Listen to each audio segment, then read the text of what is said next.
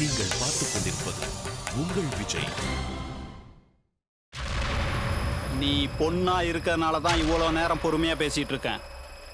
இல்லன்னு வெயி ஆண்டனி, இவளெல்லாம் பொண்ணு லிஸ்ட்ல சேர்த்துக்கிட்டு இவெல்லாம் பத்தினி வேஷம் போடுறா. வெட்டுறதை விட்டுட்டு கூல் டவுன் கூல் டவுன். எதுக்கு எடுத்தாலும் வெட்டுறான் குத்துறான்னு பேசிட்டு பொண்ணுடா. ஏ ஜூலி,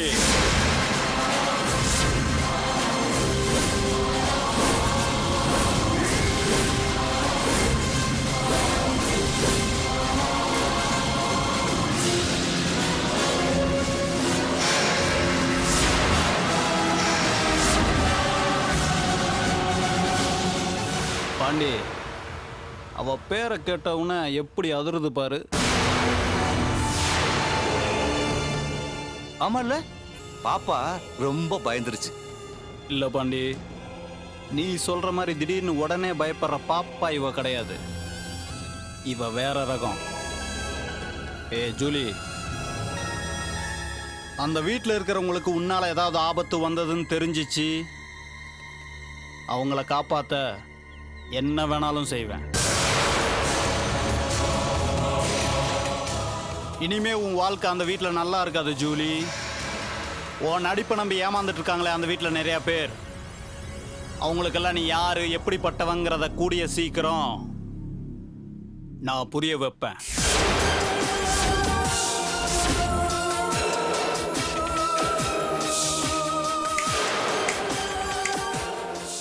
இப்போ இங்க இந்த நிமிஷத்துல இருந்து அந்த வீட்டில் இருக்க போற நாட்களை எண்ணிக்கோ. உன் கவுண்ட் டவுன் ஸ்டார்ட் ஆயிருச்சு. பாண்டியா,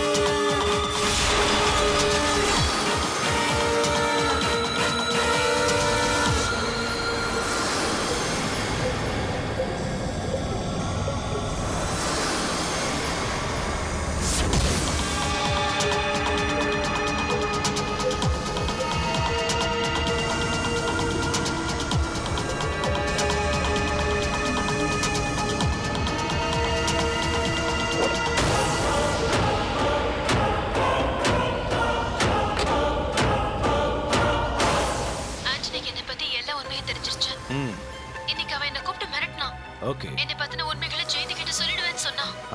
எனக்கு ரொம்ப பயமா இருக்கு. ஏதாவது பண்ணு கார்த்திக். சரி ஜூலி, நீ பயப்படாத. எனக்கு கொஞ்சம் டைம் கொடு. ஓகே கார்த்திக்.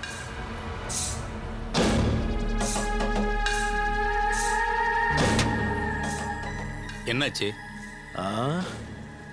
ஜூலி ரொம்ப அப்செட்ல இருக்கா. ஆண்டனி ஜூலிய பார்த்து மிரட்டிருக்கா. அவனுக்கு ஜூலிய பத்தின எல்லா விஷயமும் தெரிஞ்சு போச்சு.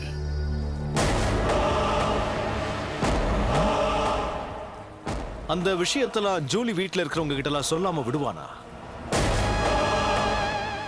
இப்படிப்பட்ட சூழ்நிலையில ஜூலி எப்படி அந்த வீட்டுல இருக்க முடியும்? அவ பயப்படுறதுல ஒரு நியாயம் இருக்கு. ஆள் மாறாட்டம்னு சொல்லி அந்த வீட்டுல இருக்கிறவங்க ஜூலிய போலீஸ் கிட்ட பிடிச்சு கொடுத்தா அவ உன் பேரை தான் சொல்லுவா. அப்புறம் நீயும் போலீஸ் ஸ்டேஷன் போக வேண்டியதுதான். ஜூலி அங்க போயிருக்கிற வேலை முடியறதுக்கு முன்னாடி அப்படி எதுவும் நடக்க கூடாது.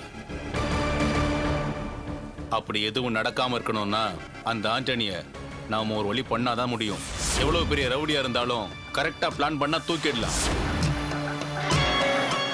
அந்த ஆண்டனியோட கதையை முடிக்கல, உன்னோட ஆசை எதிர்பார்ப்பு எதுவுமே நடக்க போறது இல்ல.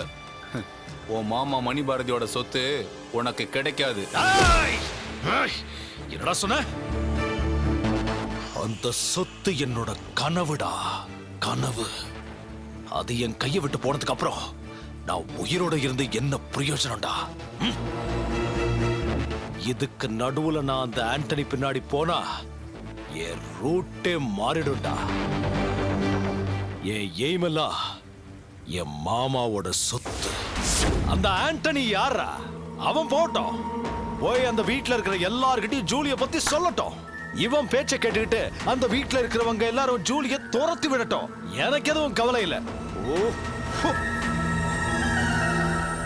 என் மாமாவோட சொத்தை அடைய எனக்கு 1000 வழி. அந்த சொத்தை நான் அடைஞ்சே தீருவேன். என் மாமாவை மண்ணுக்கடியில கொண்டு போயாவது. இப்ப நீ சொன்னியே, இதுதான் கரெக்ட். ஏன் டைமை வேஸ்ட் பண்ற? உடனே உன் மாமாவை மண்ணை போட்டு மூடிடு. ஏய், என் மாமன் பெரிய கோடீஸ்வரம் மட்டும் இல்ல, இந்தியா முழுக்க பேர் வாங்கின பிரபல எழுத்தாளர். அந்த ஆளுக்கு ஏதாவது ஒண்ணு ஆயிடுச்சுன்னா அது பெரிய நியூஸா பேப்பர்ல வரும்.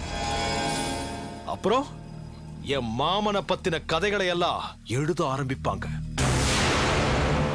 அந்த ஆள் உயிரோட இருக்கும்போது தேடி அலைஞ்ச அவரோட வாரிசு அவ செத்ததுக்கு அப்புறமா வெளியில வரும். வந்தா வந்தா வந்தா என்ன நடக்கும்?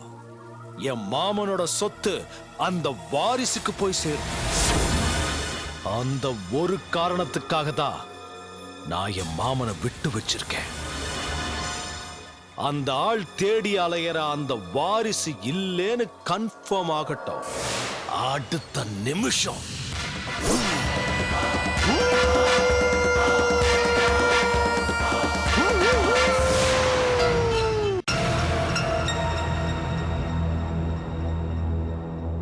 பிரியங்கா,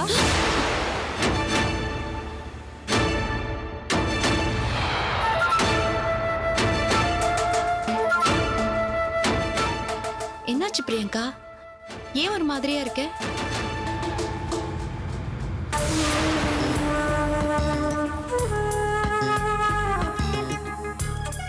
என்னாச்சு பிரியங்கா? ஏதோ குழப்பத்திலையும் பதட்டத்திலையும் இருக்கிற மாதிரி தெரியுது. இல்ல அதெல்லாம் எதுவும் இல்ல. இல்ல, நீ எதையோ என்கிட்ட இருந்து மறைக்கிற.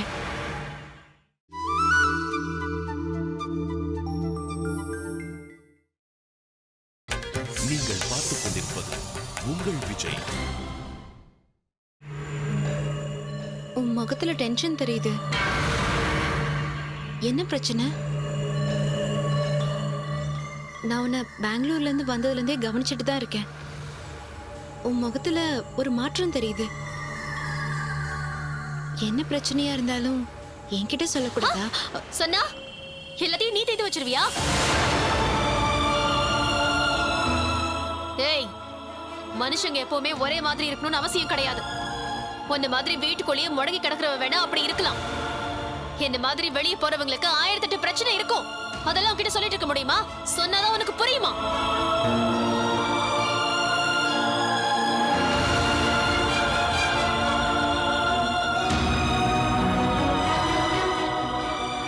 கோவப்படாதீங்க. சாப்பாடு எடுத்து வச்சிருக்கேன், அதான் கூப்பிட வந்தேன். வாங்க சாப்பிடலாம். எனக்கு ஒன்னும் சாப்பாடு வேண்டாம், நீ போய் சாப்பிடு போ. நான் தனியா சாப்பிட மாட்டேன்னு உங்களுக்கு தெரியும்ல. ஓஹோ, அப்போ வீட்ல யாரும் இல்லைன்னா சாப்பிடாம பட்னியா கிடப்பியா? இத பாரு ஷாலினி, இப்ப எனக்கு தேவை சாப்பாடு இல்ல, கொஞ்சம் நிம்மதி. அத உன்னால தர முடியுமா?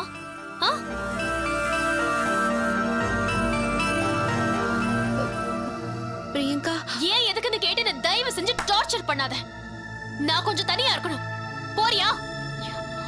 போங்க இருந்து முதல்ல.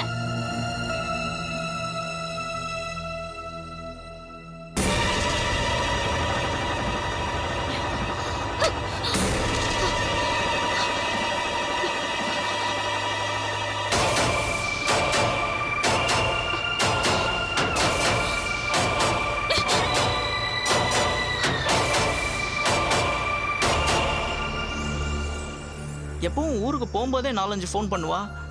இப்போ போய் சேர்ந்ததுக்கு அப்புறம் கூட ஒரு ஃபோனையும் காணும்.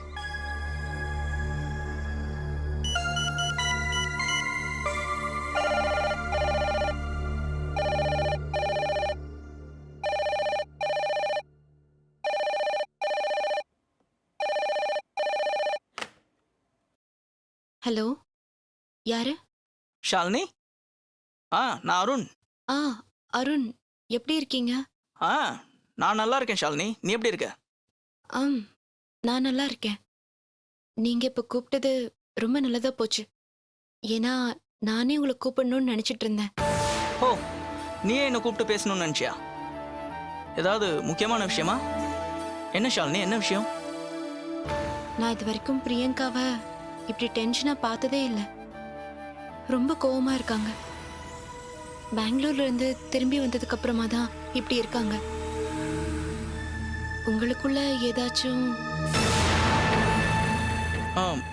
இங்கிருந்து நல்லபடியாக தானே கிளம்பி போனா. அங்கே வந்து என்னாச்சு அவளுக்கு? பக்கத்தில் இருக்காளா? இல்ல, மேலதான் இருக்காங்க. இருங்க, கூப்பிடுறேன்.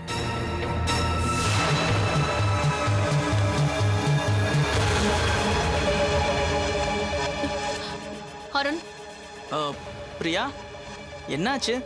இங்கேருந்து போகும்போதே 4-5 ஃபோன் பண்ணுவேன், போய் ரீச் ஆனதுக்கப்புறம் ஃபோன் பண்ணுவேன், ஒரு ஃபோனை கூட காணோம். அப்புறம் ஷாலினி கிட்ட ஏதாவது கோவமா நடந்துக்கிட்டியா? நீ டென்ஷனாக இருக்கிறதா அவ சொல்கிறா. என்ன டென்ஷன்?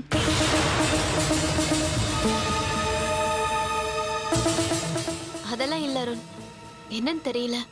பெங்களூர்ல இருந்து கிளம்பும் போது நல்லா தான் இருந்தேன். ஆனா இங்க வந்ததுல இருந்து ஒரே தலைவலி. அதான் கொஞ்சம் இரிட்டேட்டடா இருந்தேன். அந்த கோவத்தை தான் ஷாலினி மேல காமிச்சிட்டேன். I am so sorry Arun. தலைவலியா? சரி, ஏதாவது டேப்லெட்ஸ் போட்டியா? டேப்லெட்ஸ்லாம் எடுத்துக்கிட்டேன். இப்போ I am feeling better. Oh, அப்படியா? பிரியா, உன்னால் ரொம்ப முடியலன்னா ஷாலினியை கூட்டிட்டு கமலா ஆண்டி வீட்டுக்கு போ, இல்லைன்னா ஹாஸ்பிட்டலுக்கு போ.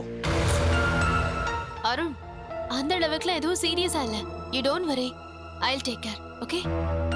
சரி பிரியா, நீ ஸ்ட்ரெயின் பண்ணிக்காத, உடம்பு பார்த்துக்கோ. ஓகே, நல்லா ரெஸ்ட் எடு. நான் நைட் கூப்பிட்றேன். Take care. ஓகே, பாய்.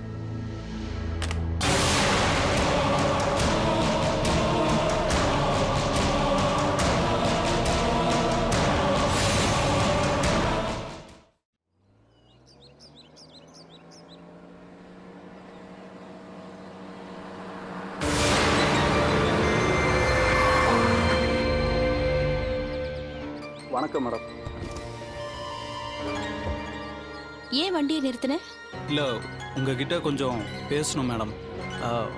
காலேஜ் வந்து மீட் பண்ணால் அவ்வளோ நல்லா இருக்காதுன்னு தான் நீங்கள் வர்ற வழியிலே வெயிட் பண்ணிகிட்டு இருக்கேன் மேடம். என்ன விஷயம் சொல்லுப்பா. எல்லாம் உங்கள் மருமக பொண்ணை பற்றின விஷயந்தான் மேடம். என்னன்னு சொல்லு. ப்ளீஸ் மேடம், கொஞ்சம் வெளியில் வாங்க.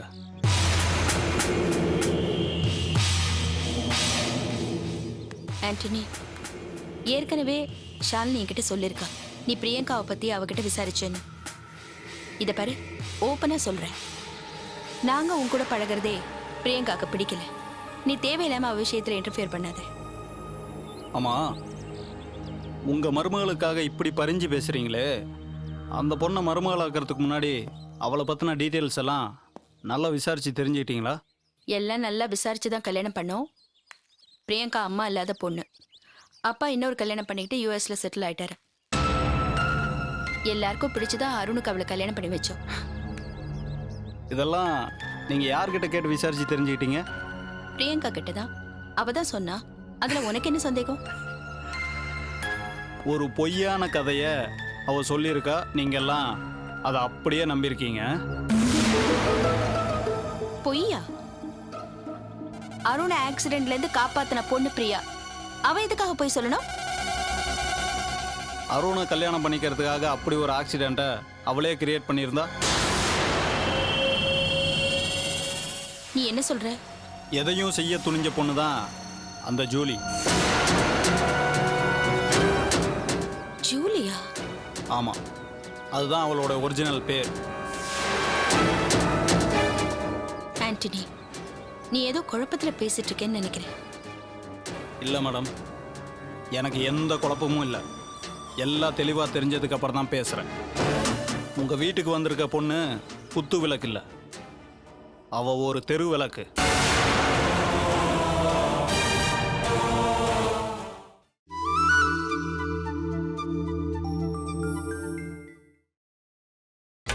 நீங்கள் பார்த்துக் கொண்டிருப்பது உங்கள் விஜய்.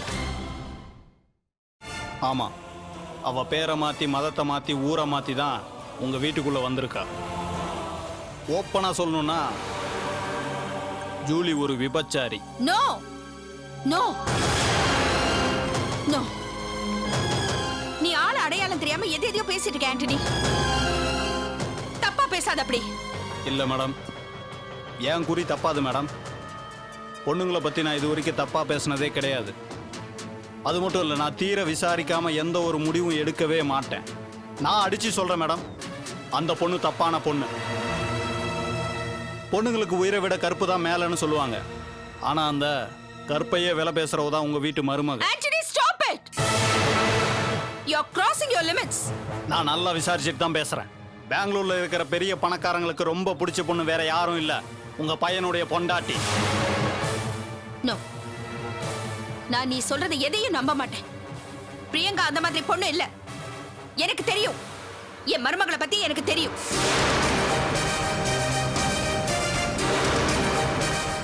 மேடம் ஒரு நிமிஷம்.